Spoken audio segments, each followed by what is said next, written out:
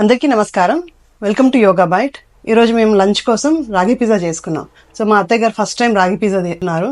So taste ఎలా ఉందో కనుక్కుందాం.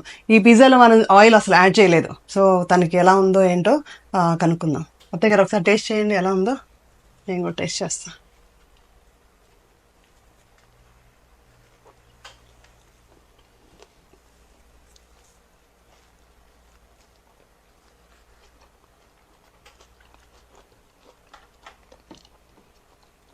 బాగుందమ్మా, ఎలా చేసావు?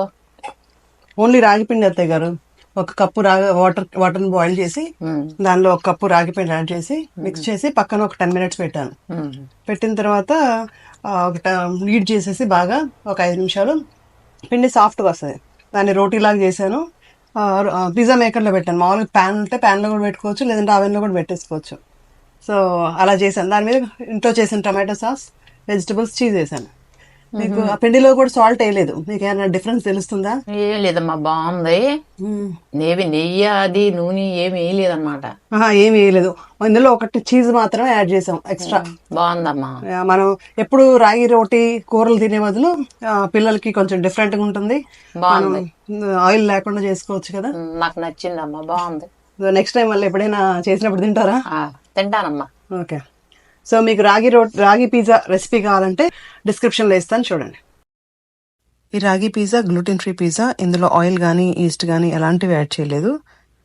ఈ ఫుల్ పిజ్జా ఒకటికి ఒకటి సరిపోతుంది. స్టమక్ ఫుల్ అవుతుంది, బాడీ మైండ్ మాత్రం లైట్గా హాయిగా ఉంటాయి. టేస్ట్ మాత్రం చాలా బాగుంటుంది. మా అత్తయ్య గారికి చాలా చాలా నచ్చింది. మనం తినే ఫుడ్స్లో వీలైనంత ఆయిల్స్ తగ్గించుకుంటే మనకి కొలెస్ట్రాల్ ప్రాబ్లమ్స్ తగ్గుతాయి, హార్ట్ హెల్త్ బాగుంటుంది, డయాబెటీస్ కంట్రోల్లో ఉంటుంది, బ్లడ్ ప్రెషర్ కూడా కంట్రోల్లో ఉంటుంది, డైజెస్టివ్ హెల్త్ చాలా బాగుంటుంది, ఆస్మాటిక్స్ కూడా చాలా మంచిది, వెయిట్ లాస్ కూడా చాలా బాగా హెల్ప్ అవుతుంది. మెరీనా సాస్లో కూడా ఆయిల్ యాడ్ చేయక్కర్లేదు. మనకు కావాల్సిన స్పైసెస్ అన్ని యాడ్ చేసుకుని salt, pepper, chilli powder, garlic అంతా యాడ్ చేసుకుని మనం యూజ్ చేసుకోవచ్చు. ఈ రాగి మిల్లెట్లో calcium, iron, fibre, protein rich కాబట్టి మన ఓవరాల్ హెల్త్కి చాలా మంచిది. మీరు ఎప్పుడు ట్రై చేయకపోతే ట్రై చేయండి. ఏమైనా క్వశ్చన్స్ ఉంటే కామెంట్ రూపంలో తెలియజేయండి. మీ ఎక్స్పీరియన్స్ని కూడా మాకు షేర్ చేయండి. వీడియో నచ్చితే like and subscribe. Thank you.